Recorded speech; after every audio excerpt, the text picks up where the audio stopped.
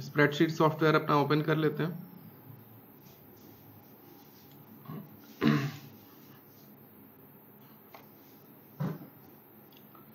पहले एक quick revision कर लें। आप में से कोई बताएगा ये कौन सा सेल सेलेक्टेड है, क्या एड्रेस है इसका? सर H11 ठीक है, परफेक्ट, ठीक है। चलिए, मतलब बेसिक इंट्रोडक्शन आपको समझ में आ गया। अब हम लोग आगे बढ़ सकते हैं। आज हम लोग कुछ फंक्शन डिस्कस करेंगे। सम फंक्शन पहले हम लोग डिस्कस करते हैं। सम फंक्शन हर तरीके से इंप्लीमेंट करके मैं आपको आज दिखाऊंगा। ठीक है, तो सम फंक्शन यूज होता है कई सारी एंटिटीज को जोड़ने के लिए, ऐड करने के लिए। सिग्मा फंक्शन आपने सुना होगा, बचपन में आपने पढ़ा होगा। सम फंक्शन करता क्या है, जितने एंटिटीज आप प्रोवाइड करेंगे उनकी एडिशन करके आपको एक आंसर आपको लिख के दे देगा। ठीक है, अब आपके सामने ऐसी शीट दे दी गई, सपोज मतलब सामने सीधे प्रैक्टिकल पे आते हैं। आपके सामने ऐसी शीट पकड़ा दी गई, आपको कहा गया इसमें 10 नंबर लो और उन 10 नंबर को आपस में ऐड करा के आंसर लिख दो। आपके सामने ये शीट आ गई मौका वारदात पे। अब आप सोच रहे हैं इसमें कौन से वाले में हमें नंबर लिखना है, कौन सा नंबर लिखना है। बहुत सिंपल है, आप कोई सा भी सेल उठाइए, कोई दिक्कत नहीं है। मैं कुछ रैंडम नंबर्स लेता हूं, कोई सा भी सेल आपका मन हो उसके बगल वाले में लिख दो, किसी और में लिख दो, किसी और में लिख दो, कोई दिक्कत नहीं। क्योंकि अल्टीमेटली तो हमें कॉल करना है इसके एड्रेस को ही, जैसा कि कल मैंने आपको बताया था, कॉल करना है इसके एड्रेस को ही। तो हर तरीके से करके देख लेते हैं। एक बार यहां पे कुछ नंबर लेते हैं, इसको हटा दें और इन 2 नंबर को पहले ऐड कराते हैं। तो किन्हीं 2 नंबर को ऐड कराना हो, मल्टीप्लाई करना हो, सब्सट्रैक्ट करना हो, कुछ भी करना हो, हमें सबसे पहला हमारा स्टेप ये होगा, ये सोचना कि चलो ठीक है ऐड तो करा देंगे, लेकिन उसको करा के आंसर कहां आए। तो कोई सा भी एक सेल आप अपने मन से मान लीजिए कि आपने उसमें आंसर लिखना है। वो सेल कोई भी हो सकता है। अब हमें प्रोवाइड करना है फंक्शन। मैं आपको कई तरीके बताऊंगा ऐड करने के। पहले हम देखते हैं कि किस सेल में हमें आंसर लिखना है। हमने वो सेल सेलेक्ट कर लिया। ठीक है, अब हमें लिखना है फंक्शन।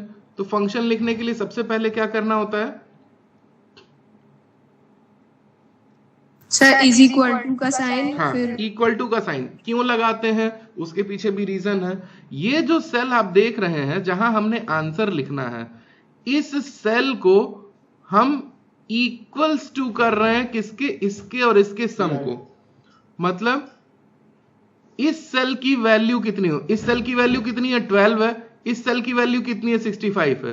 तो इस सेल की वैल्यू कितनी होनी चाहिए, जब हम ऐड कर रहे हैं तो कितनी होनी चाहिए, it should be equal to this, इसको सेलेक्ट कर लिया, प्लस दिस। ये एक तरीका है। ठीक है, इसको चाहें तो आप नोट भी कर सकते हैं। पहला तरीका यही है कि हम एक यहां पे प्लस साइन लगा दें, एक ऑपरेटर लगा दें और इन 2 नंबर्स को हम ऐसे ऐड करा दें। ठीक है, आंसर आ गया। ये डायनेमिक कैलकुलेशन सपोर्ट करता है। मतलब अगर रन टाइम पे हम किसी भी इसमें एंटिटी की वैल्यू अगर हम चेंज कर देते हैं, उसी के अकॉर्डिंग हमारा आंसर भी चेंज हो जाता है। क्यों?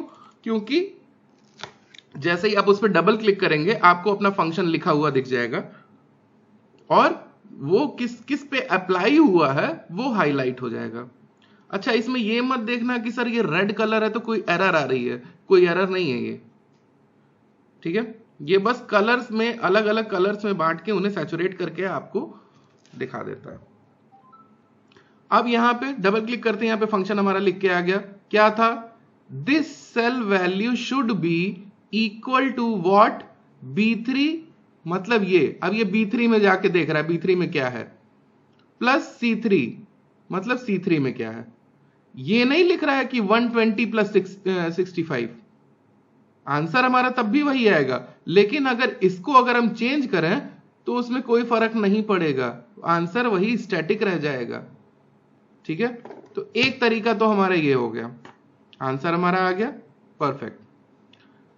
दूसरा तरीका, हम पूरा का पूरा लिखते हैं, जो पूरा सरकारी लंबा सा प्रोसीजर है वैसे भी करके देख सकते हैं।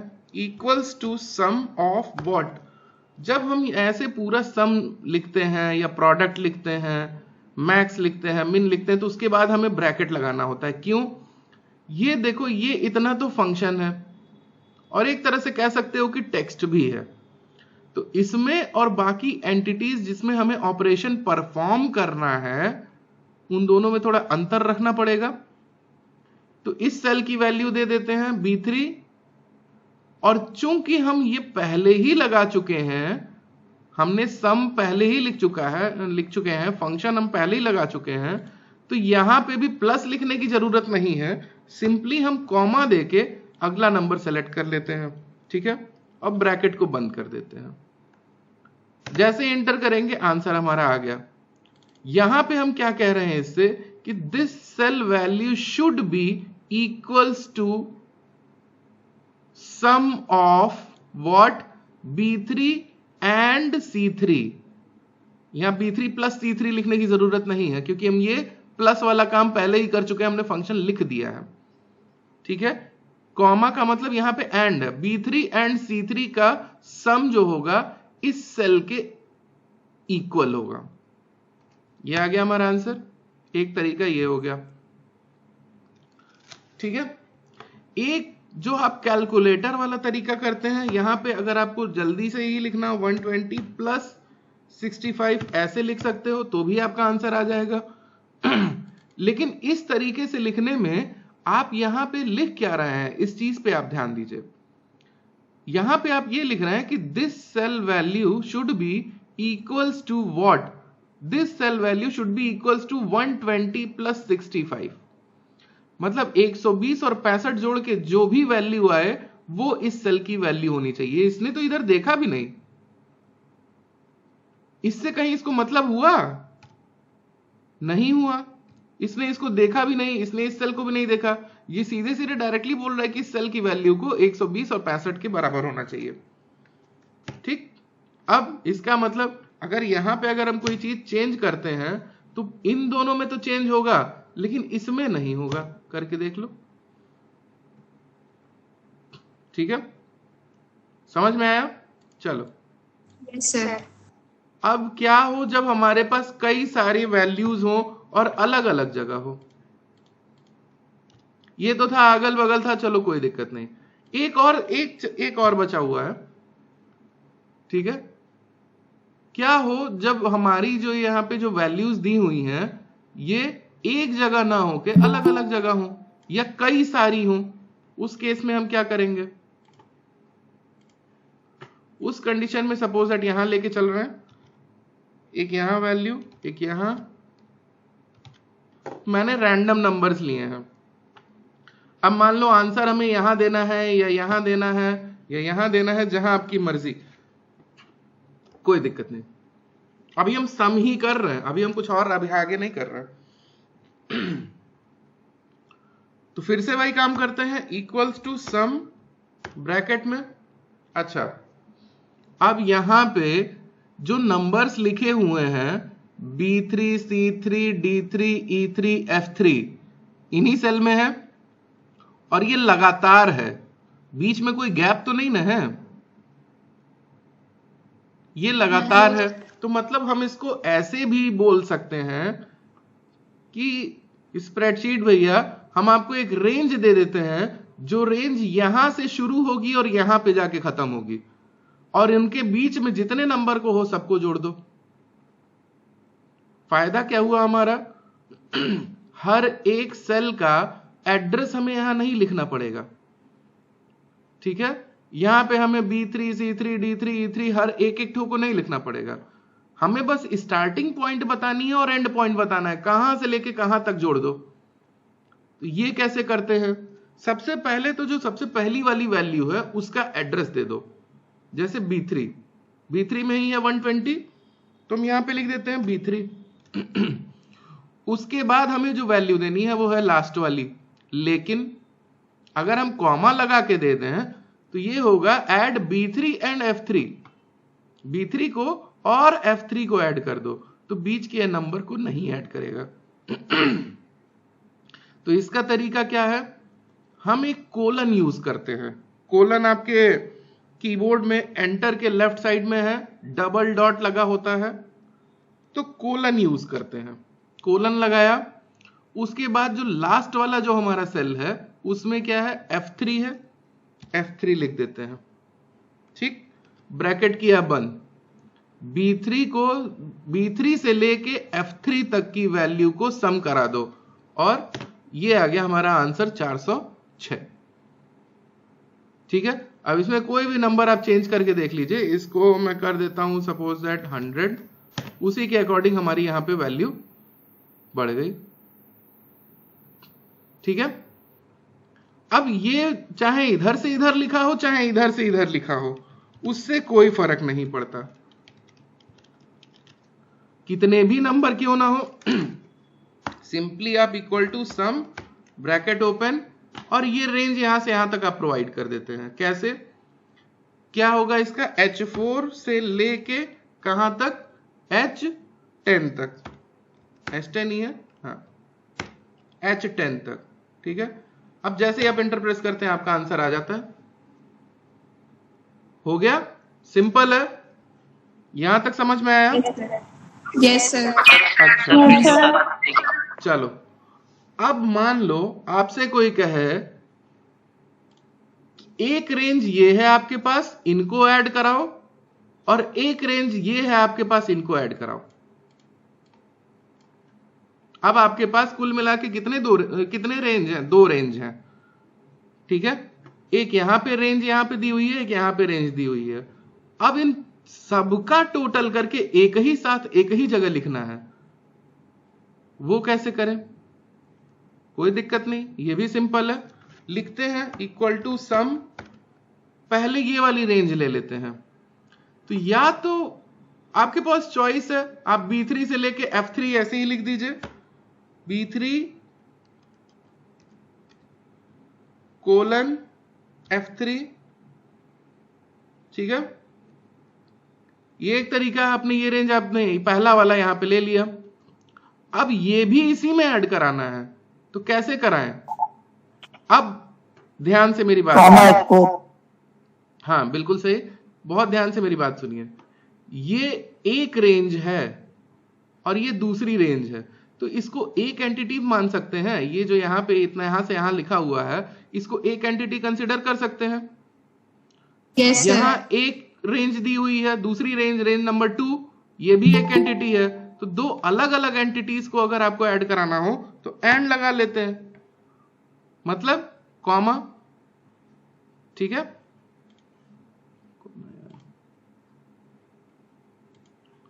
मतलब हमने कॉमा लगा दिया, एक रेंज ये हो गई, दूसरी रेंज ये। तो जब हमने कोलन लगाया तो हमने एक रेंज प्रोवाइड कर दी कि B3 से लेके F3 तक। लेकिन उसके बाद ये एक तो हो गया, 1 complete. Now let's go for the second one. ठीक है, सेकंड को जाने के लिए यहां पे कॉमा के बाद एक कॉमा लगा देंगे, दिस प्लस दिस, और इसकी रेंज प्रोवाइड कर देंगे। इनकी रेंज क्या है, H4 से लेके H10 तक। H4 लिया, कोलन लिया और H10 दबा दिया। ठीक है, और जैसे ही एंटर प्रेस किया, हमारा आंसर ये पूरा जोड़ा है और ये पूरा जोड़ा है, एक साथ यहां पे आंसर लिखा है। डबल क्लिक करेंगे, हाईलाइट करके आपको बता देगा। ठीक है, इसको ऐड किया है और इसको ऐड किया है, 2 रेंज हमने ऐड कराई। ऐसे करके 3 रेंज, 4 रेंज, 5 रेंज करते करते 255 रेंजेस को भी आप जोड़ सकते हैं। ठीक है, आसान है। सर कॉमा सब में लगेगा, जितने भी रेंज जोड़ेंगे हम? कॉमा सब में लगेगा मतलब जैसे 2 रेंज जोड़ी अभी आपने, तो बीच में कॉमा दिया है। हाँ, वैसे अगर हम ढेर सारी रेंज को जोड़ते हैं, उसमें भी कॉमा ऐसे ही देना पड़ेगा ना सर? कॉमा लगाते लगाते आप 255 अलग अलग रेंजेस को भी जोड़ लीजिए, कोई दिक्कत नहीं। Okay sir, thank you. ठीक है, ये तो था आपका एक तरीका। ठीक, अब इसी में एक और रेंज हो, कोई दिक्कत नहीं, यहां पे एक और रेंज मान लो आपको दे दी गई,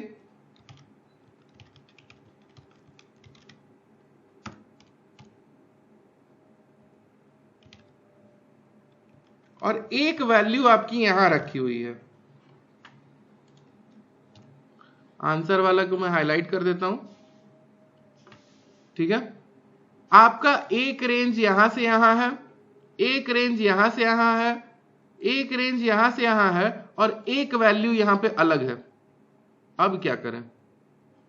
बिल्कुल सेम, कुछ भी चेंज नहीं, इक्वल टू सम, ओपन करते हैं ब्रैकेट। अच्छा, एक और तरीका मैं बताऊं, आपको अगर दिक्कत हो रही हो B3 टाइप करने में और F3 टाइप करने में, तो आपके पास एक और तरीका है, माउस क्लिक। माउस से जिस पे क्लिक करेंगे वो सेल सेलेक्ट हो जाएगा। तो क्यों ना सारा कर दें, ये लो सारा कर दिए। ड्रैग करके हमने माउस से B3 से लेके F3 तक सेलेक्ट कर दिया, आ गया, यहां आ गया, देखिए। अब कॉमा दे देते हैं, दूसरी रेंज ये ले लो या ये ले लो, कोई फर्क नहीं पड़ता, इसी को ले लेते हैं। दो रेंज हो गई, फिर कॉमा दे देते हैं, तीसरी रेंज ले लेते हैं, ये फिर कॉमा दे देते हैं, क्योंकि ये वाला तो अलग है ना, 45 तो अलग लिखा हुआ है, कॉमा दे देते हैं और अकेले इसको सेलेक्ट कर लेते हैं, कोई दिक्कत नहीं है, नहीं खींच के ड्रैग करेंगे।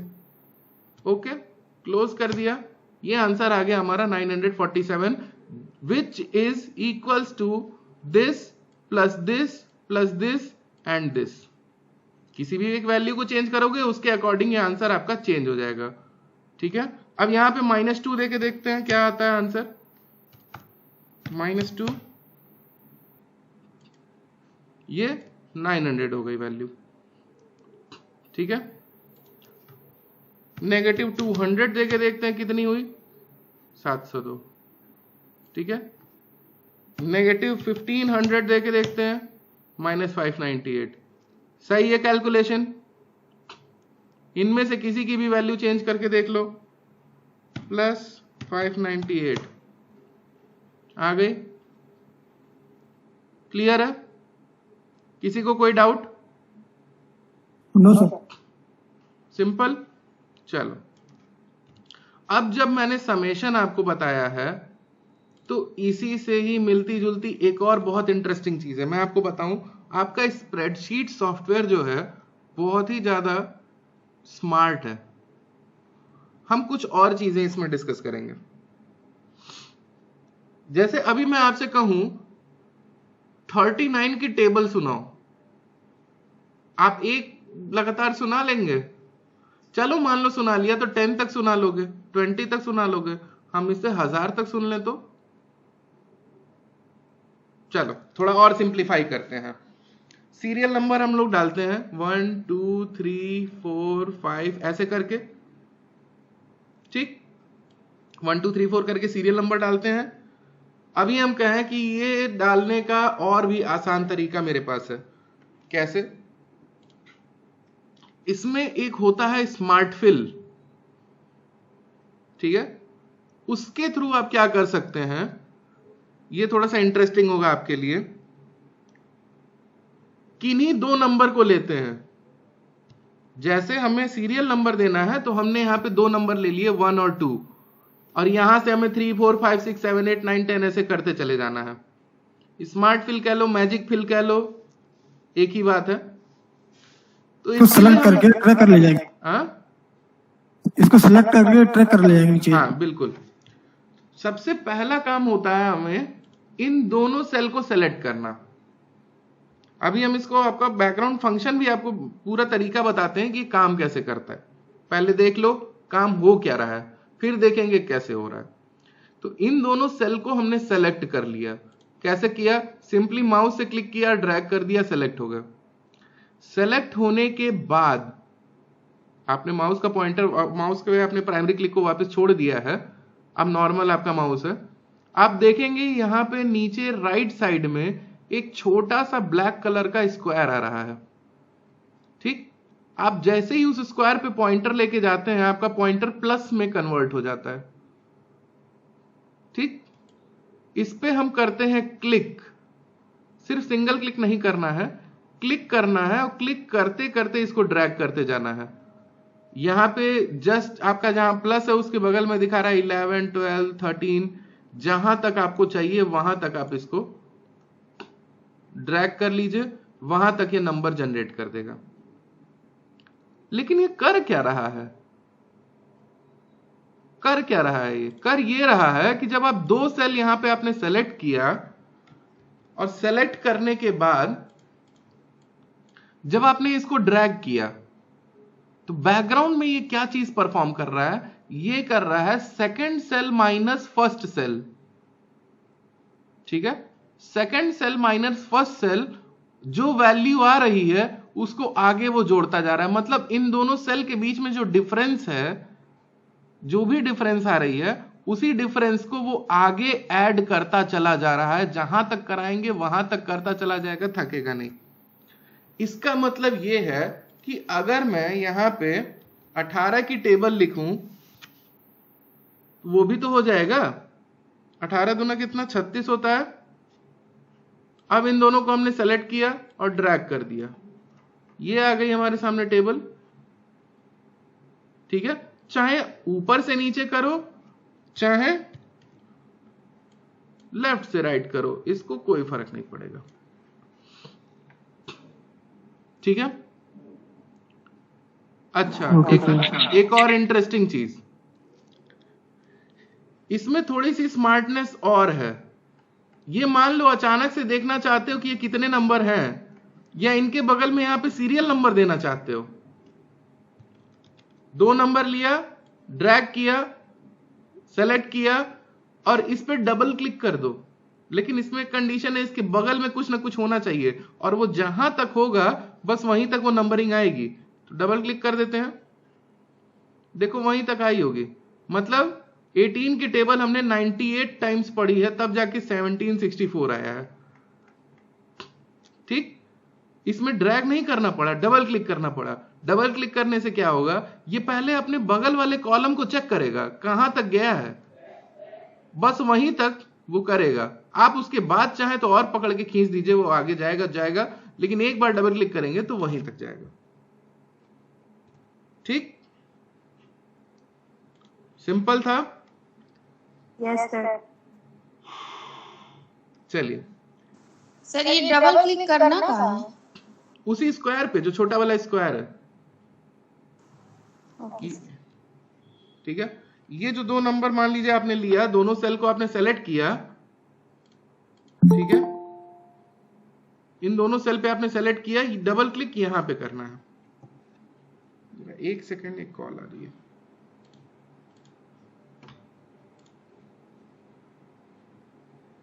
मम्मी, बाबू का फोन है, बात कर लेना।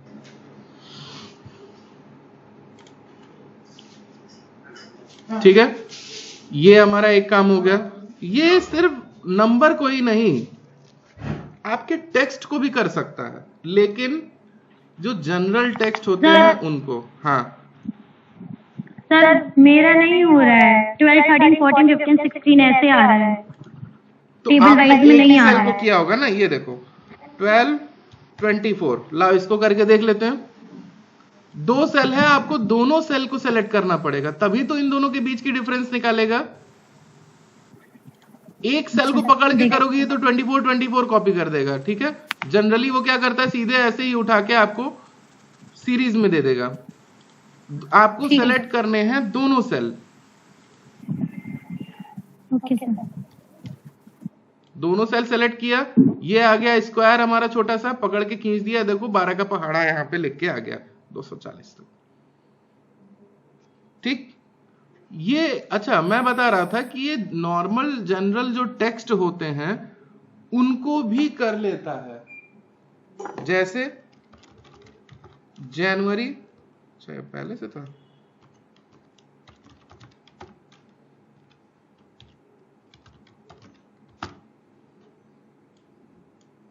डबल क्लिक करके देखते हैं क्या होता है।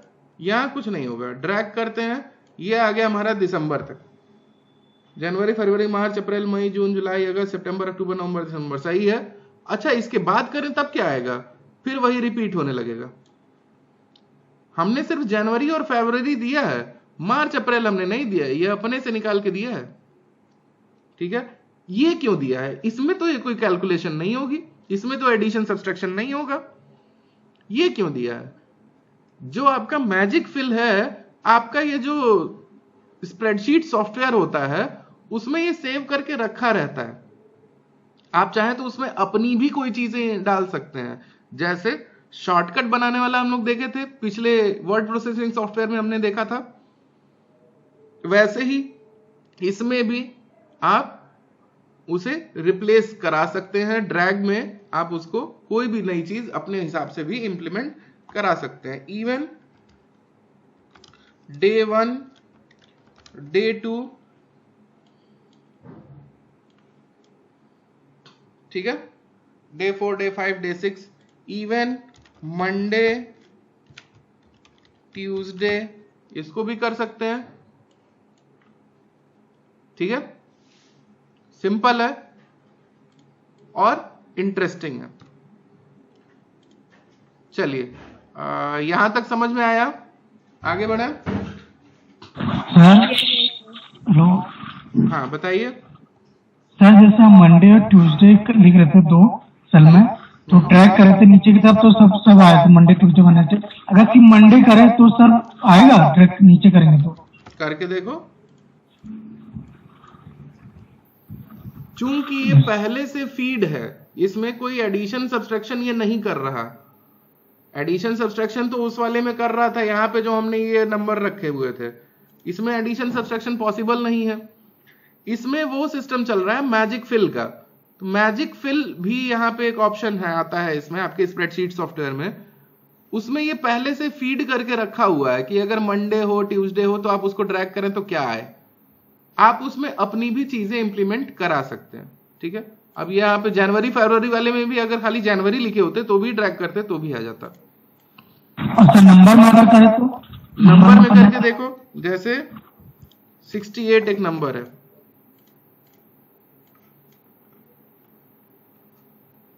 ठीक है, उसके बाद के नंबर सीक्वेंस में एक एक ऐड करता गया, डिफॉल्ट जो डिफॉल्ट उसकी सेटिंग है। लेकिन ये नंबर में होगा, इसमें टेक्स्ट में क्या होगा, ये टेक्स्ट वाला भी ये करता है, लेकिन टेक्स्ट में क्या होगा, जैसे टेक्स्ट में मैं अपना नाम यहां लिख देता हूं और इसको ड्रैग कराता हूं, कहां गया, मैं इसको ड्रैग कराता हूं, क्या होगा, यही चीज उठा के कॉपी कर देगा। ठीक है, इसी को हम नीचे भी ड्रैग कर सकते हैं, राइट भी कर सकते हैं, हमने राइट भी ड्रैग कर दिया, लो उसी को उठा के इसने कॉपी कर दिया। आया समझ में?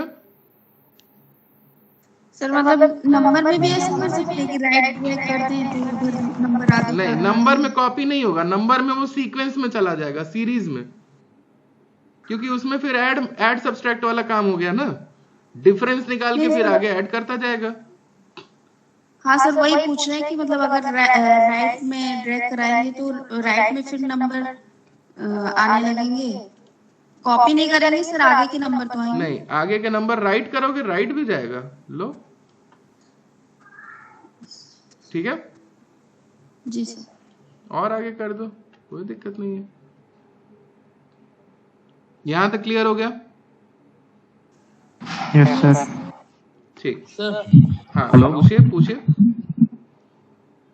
सर अगर कोई नंबर सेम नंबर 2 सेल्स में लिखा हो फिर उसको ड्रॉप डाउन करे तो उससे क्या होगा?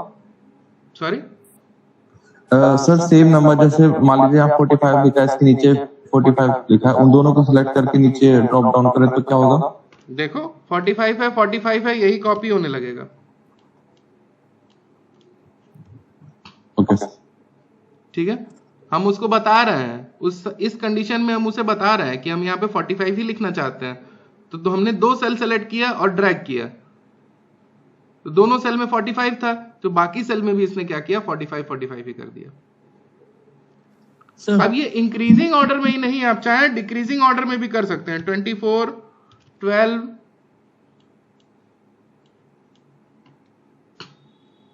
ठीक है, क्लियर है? Yes sir. इंक्रीजिंग में करें या डिक्रीजिंग में करें, दोनों में होगा। चलिए आगे चलते हैं नई चीज पे। इसमें सम में कुछ और तो नहीं पूछना? No sir. आप चलते हैं प्रोडक्ट फंक्शन पे। ठीक, दो नंबर्स हमारे सामने रखे हुए हैं, हमने इन दोनों का प्रोडक्ट निकालना है, मतलब मल्टीप्लाई करके हमने इसका आंसर निकालना है। चलो 3 नंबर ले लेते हैं, हमने मल्टीप्लाई करके इसका आंसर यहां पे लिखना है। क्या करें? 2 तरीके हैं इसको भी करने के। इन सेल को कॉल करने के तो बहुत सारे तरीके हैं, जैसा मैंने जितने तरीके आपको सम में बताए उतने तरीके हैं। इस फंक्शन को लगाने के 2 तरीके हैं, देख लेते हैं कैसे। पहला तरीका, सरकारी तरीका, equal to product bracket open, और इन तीनों सेल को या तो सेलेक्ट करो या रेंज दो या ड्रैग कर दो। तीनों सेल सेलेक्ट हो गए। सेलेक्ट करने के तरीके मैंने आपको बता दिए हैं, 3-4 तरीके हैं, सारे तरीके मैंने बता दिए हैं। ठीक है, अब आगे के फंक्शन में खाली फंक्शन बताना होगा, सेल को सेलेक्ट करने के तरीके आपको पता ही हैं। तो हमने एक रेंज दे दी D2 से लेके F2 तक, माउस से ही हमने पकड़ के इसको खींच दिया, इसके कान पकड़ के खींच दिया, ये पूरा सेलेक्ट हो गया।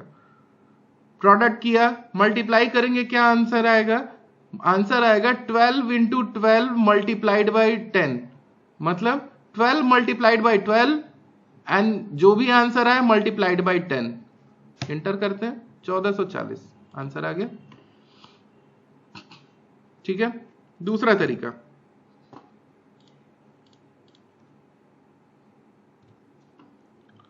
इक्वल टू हमेशा ही लगाना पड़ेगा।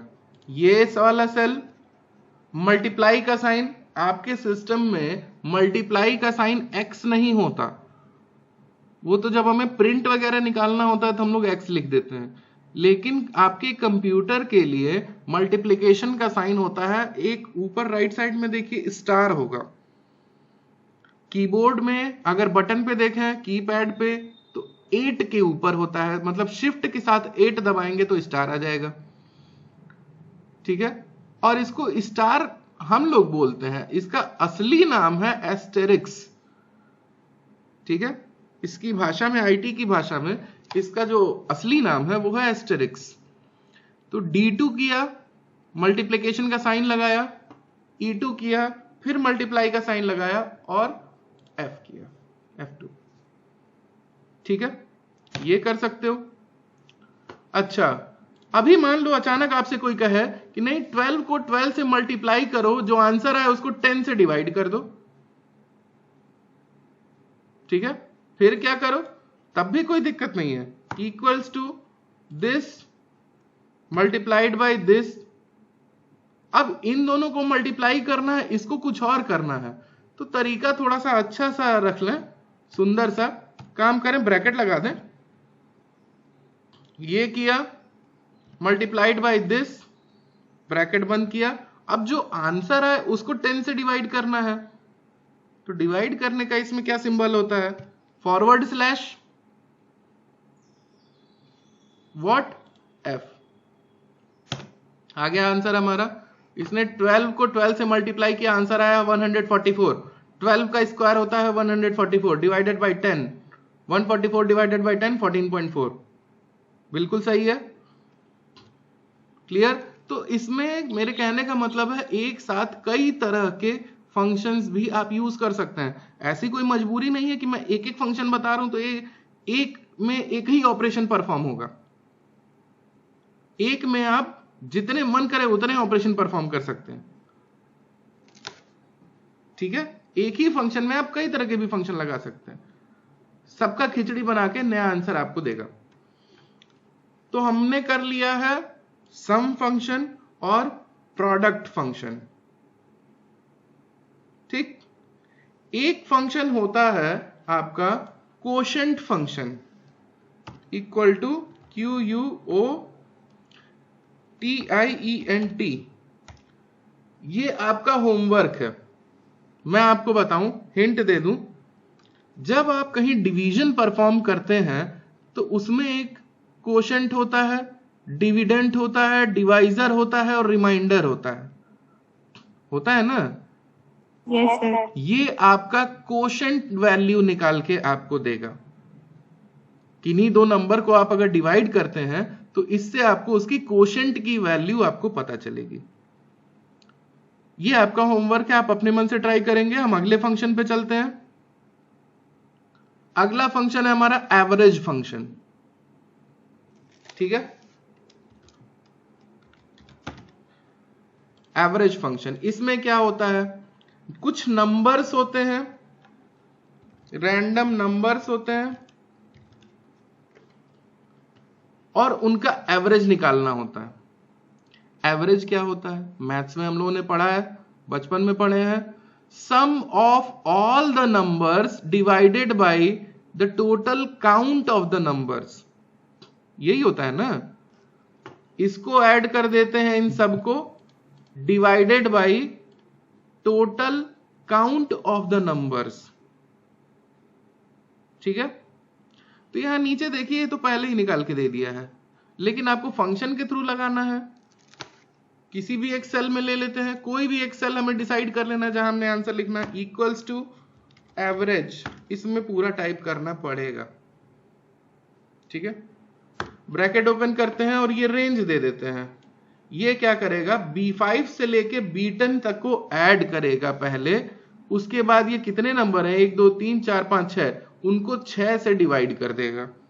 हमें मैनुअली यहां देने की जरूरत नहीं पड़ेगी।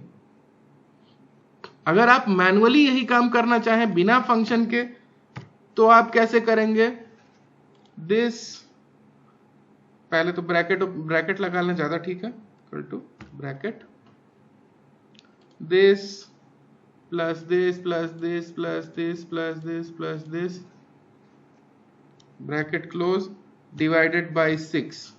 क्यों, क्योंकि 1 2 3 4 5 6, ऐसे भी वही आंसर आएगा, कोई अंतर नहीं है। ठीक है, लेकिन यही काम इतना लंबा करने की क्या जरूरत है जब आपके पास सीधे सीधे यहां पे फंक्शन दिया ही हुआ है। तो ठीक, हमने यहां पे क्या लिखा, सीधे लिखा एवरेज, ब्रैकेट ओपन किया, B5 से लेके B10 तक के नंबरों का एवरेज निकाल के दे दो, इसने निकाल के यहां दे दिया। ठीक है, गुड बॉय। तो ये था आपका एवरेज फंक्शन, बहुत सिंपल, कोई इसमें ऐसी टेक्निक नहीं है जो मैं आपको एक्सप्लेन करूं। चलिए अगले फंक्शन पे चलते हैं। अगला फंक्शन है हमारा काउंट फंक्शन। ठीक,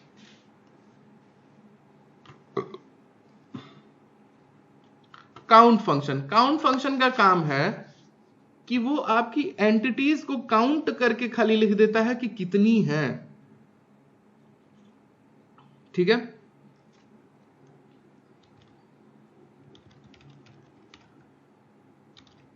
ना ऐड करेगा, ना सब्सट्रैक्ट, ना कुछ नहीं। हमने यहां पे दिया equal to count, bracket open किया, किसको काउंट करना है, इनको काउंट करना है कि ये कितने हैं। तो कितने हैं, 3 3 6 1 7 है, 7 आ गया आंसर हमारा। ठीक है, सिंपल। अच्छा, क्या ये टेक्स्ट को काउंट कर देगा, हाँ, कोई बताएगा? यस सर, सर काउंट करेगा सर। बिल्कुल नहीं,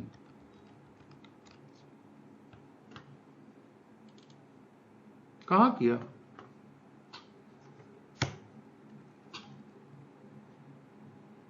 कहां किया टेक्स्ट को,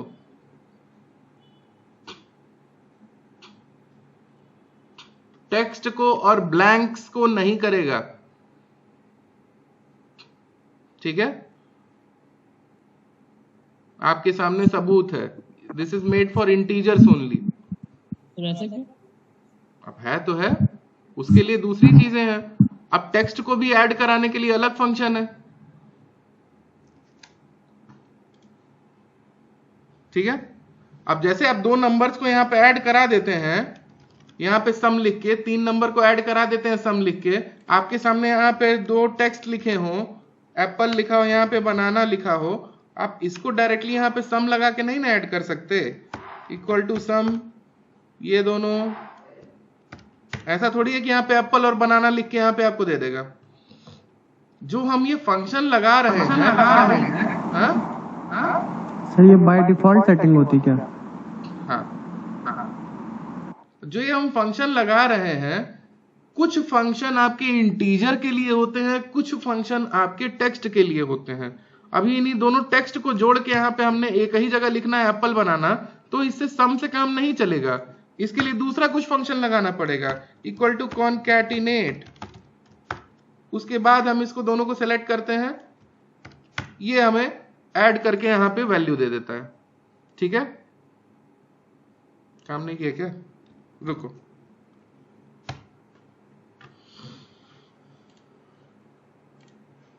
दो वर्ड है मान लो गुड, इस वाले में मॉर्निंग, यहां पे हमने वैल्यू लिखनी है इक्वल टू कॉनकैटिनेट, एक ये कॉमा ये। ठीक है, लिख के आ गया यहां पे गुड मॉर्निंग, इसमें भी वही है, इन दोनों को लिखना है,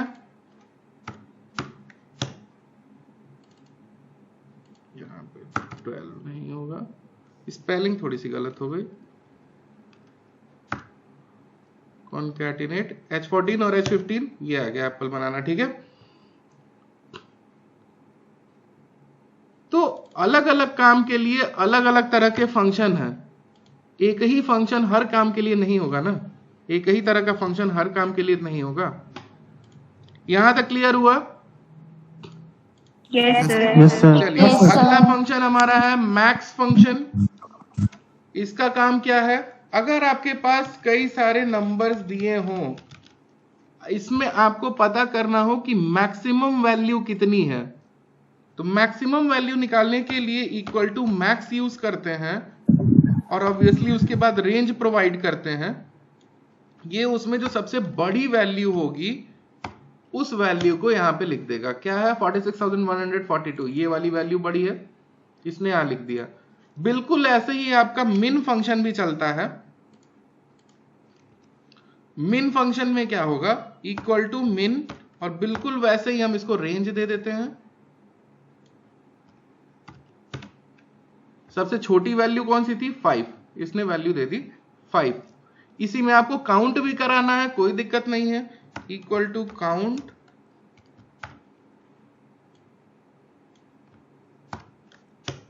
ठीक।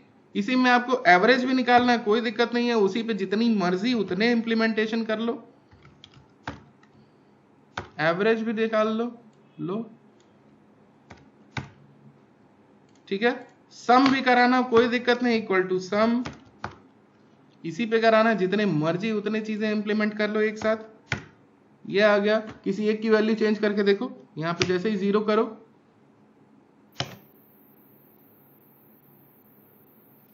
मैक्सिमम वैल्यू वही की वही है, मिनिमम वैल्यू 0 हो गई। ये क्या था? काउंट था, 10 थे, 10 ही हैं। ये क्या है? एवरेज, इनका एवरेज निकाल के आ गया। ये क्या है? सम, इसका सम जोड़ के यहां पे आ गया। ठीक है। कैसे पता चल रहा है कौन सा है? जिस पे क्लिक करोगे यहां पे इसको कहते हैं फंक्शन बार, ठीक। और ये जहां पे टाइप करते हैं इसको कहते हैं इनपुट लाइन। फंक्शन बार में, इनपुट लाइन में, ये देखो और लिख के आ गया सम, और ये पूरा का पूरा आपका फंक्शन यहां पे लिख के आ गया। आप चाहे यहां लिखिए चाहे यहां लिखिए, बात बराबर है। चाहे यहां से सेलेक्ट कीजिए सेल को, चाहे यहां पे सेल एड्रेस दे दीजिए, बात बराबर है।